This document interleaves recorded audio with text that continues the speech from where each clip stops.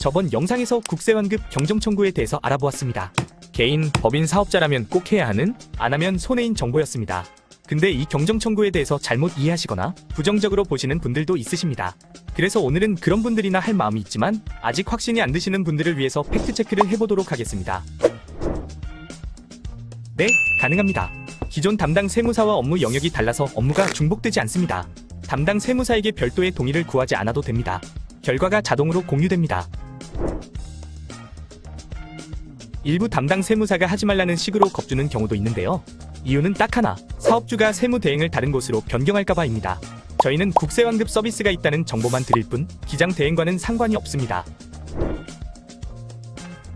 앞서 말했듯이 경정 업무는 일반 세무 대행 업무와 다릅니다. 그리고 고정적인 월 기장료만 받는 입장에서 일반 업무에 추가로 경정 업무까지 할 수는 없습니다. 별도로 돈을 주고 맡기더라도 결과값에서 큰 차이가 납니다. 자동으로 빅데이터를 가지고 계산하고 추가로 전문가들이 수작업을 통해 산출해 내기 때문에 속도도 훨씬 빠르며 환급액을 가장 많이 찾아냅니다. 가장 환급 비중이 큰 항목으로는 고용증대세액공제, 사회보험료 세액공제, 투자세액공제 등의 항목들이 있습니다. 특히 고용증대세액공제와 사회보험료세액공제가 환급액의 대부분의 비중을 차지합니다. 따라서 최근 5년간 고용 인원이 증가한 사업장일수록 환급 가능성이 매우 커지게 됩니다. 세무조사와 경정청구는 관련 기관도 다르며 대상 기준도 다릅니다. 먼저 세무조사는 세원정보과 조사분석과와 관련이 있고 국세환급은 납세국과 관련이 있습니다. 또한 국세기본법 제81조의 6, 제2항에 의하면 법적으로 세무조사 대상은 다음과 같습니다.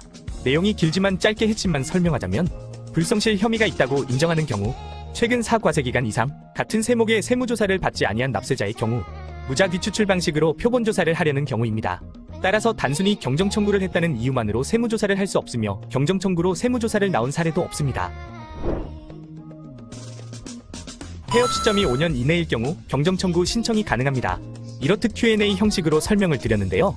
종합해서 다시 말씀드리자면 여러분들이 오해하시는 부분들은 사실 문제될 게 없습니다.